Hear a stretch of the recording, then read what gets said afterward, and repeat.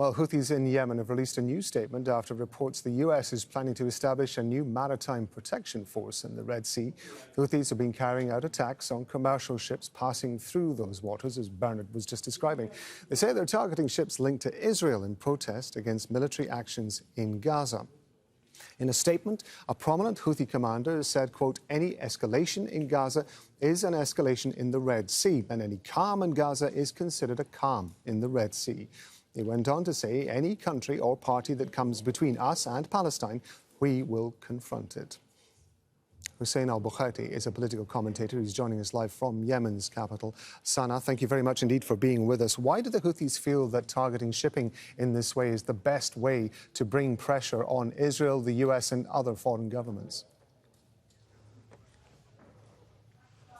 I mean, it's clear the importance of this shipping line, especially after they target Israeli linked or owned ship or ships that's actually heading to Israel. They have warned before those ships not to use the Red Sea, and we've seen, according to some international media, as an example, the Eilat port southern of occupied Palestine is out of business at this point, and many ships that they were heading toward some port of the Zionist state of Israel in the Mediterranean Sea has stopped. As an example, a shipping giant called OOCL, which is based on Hong Kong, they have said that they will stop any shipping toward Israel. And it's really strange for the other giant shipping company like Maersk and other one from France and Germany. They have declared that they will not use the Red Sea. Actually, they are the one who gonna lose a huge amount of money because Yemeni army only declared that they will target any ship that is going to Israel or have any goods to be delivered toward Israel. And I think that has a great pressure on Israel. If it hasn't got any pressure, why Israel is calling for the international community to respond?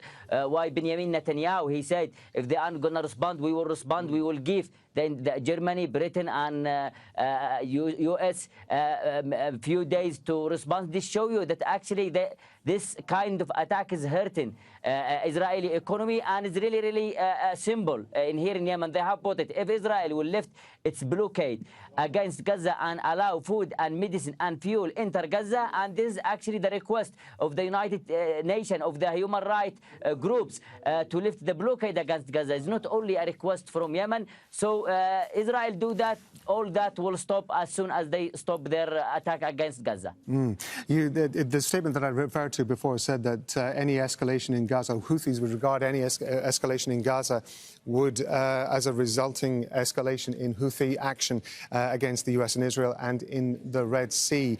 What would you regard as an escalation in Gaza? And I want to ask you also about the US plan to increase the number of naval protection ships that are going to be in the Red Sea. Would you regard that as an escalation? First of all, any escalation in Gaza, it would be the continuous of Israeli attack and blockade on Gaza.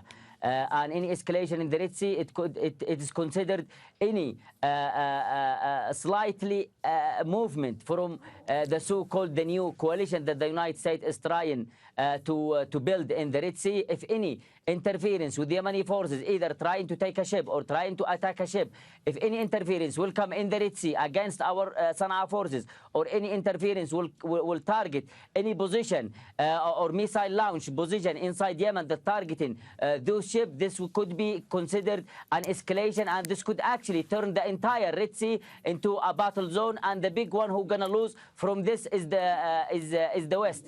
And as well, they have warned country that actually have bases in have American bases, especially Saudi Arabia, United Arab Emirates, and Bahrain, and other country, because they believe here that any attack against Yemen, it could actually be launched from those countries, because the Red Sea is really a narrow sea. It will be hard for the United States to avoid any attack against its ship. That's why if any attack will come from this country, as Mohammed Al Bukhaiti have said a week ago, he's one of the Houthi leaders, he said that they will not let any single oil field or gas field or oil tanker or any ship belong to this country. They will set it on a fire. And I believe that the entire region actually will come as soon as the United States will try to attack Yemen.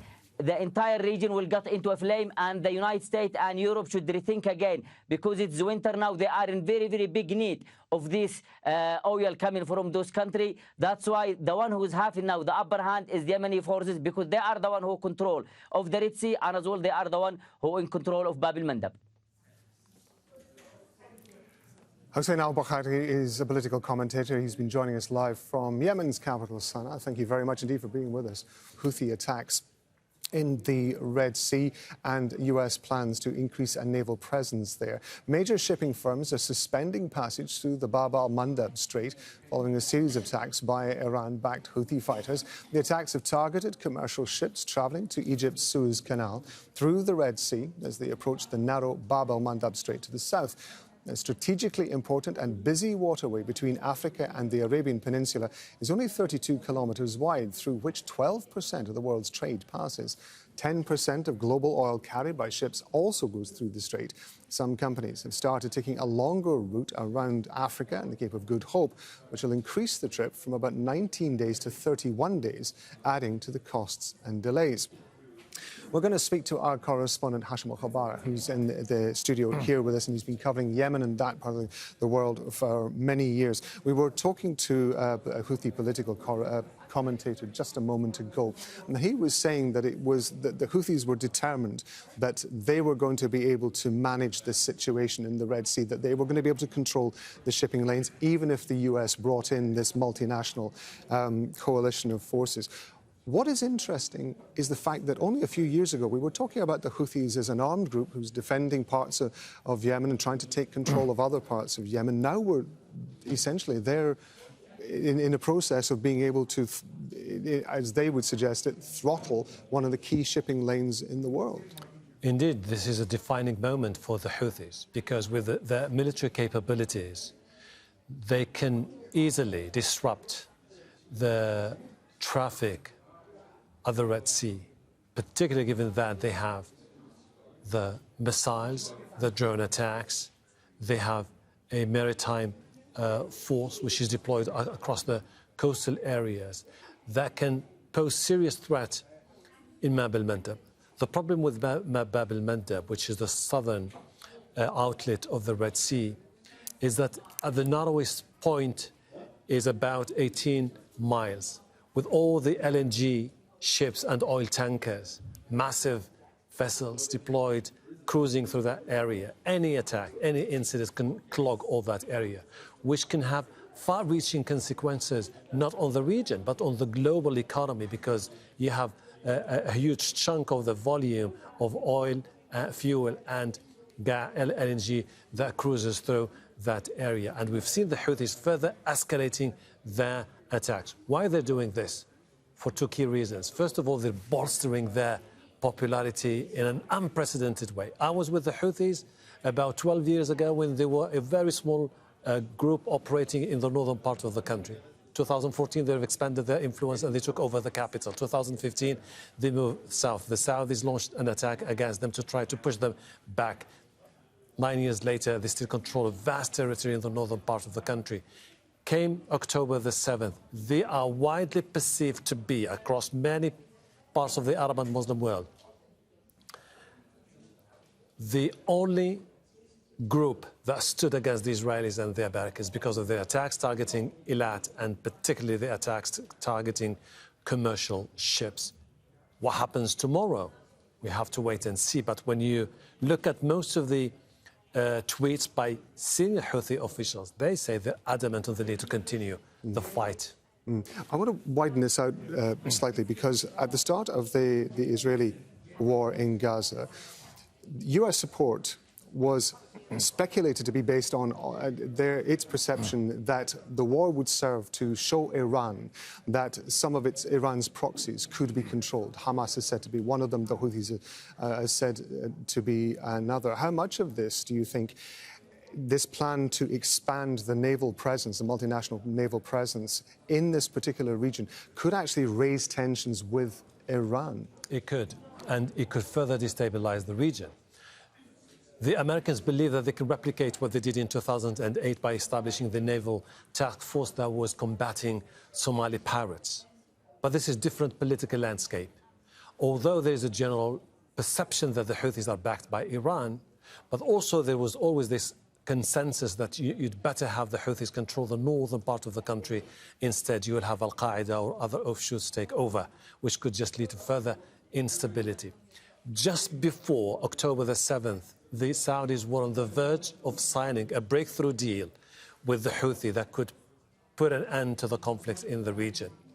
It was shelved. They were waiting to see what happens in the upcoming weeks. I don't think the Saudis are willing to see this further escalate into a confrontation. If the Americans decide tomorrow they have targets, they will start striking in Yemen. The Houthis will definitely have to retaliate. Retaliation will be creating more upset for the Saudis in particular. So I don't see the Saudis willing to move forward. Will you be able to have Arab and Muslim countries joining this naval task force that she's going to target a Muslim country? I have my own personal doubts about it. So it's going to be an extremely delicate, fine line that the Americans will have to walk in the upcoming weeks to convince many people to join this task force. Hashim, thank you very much indeed. Hashim Al Bukhaiti bringing us up to date and giving us that analysis there. Thank you.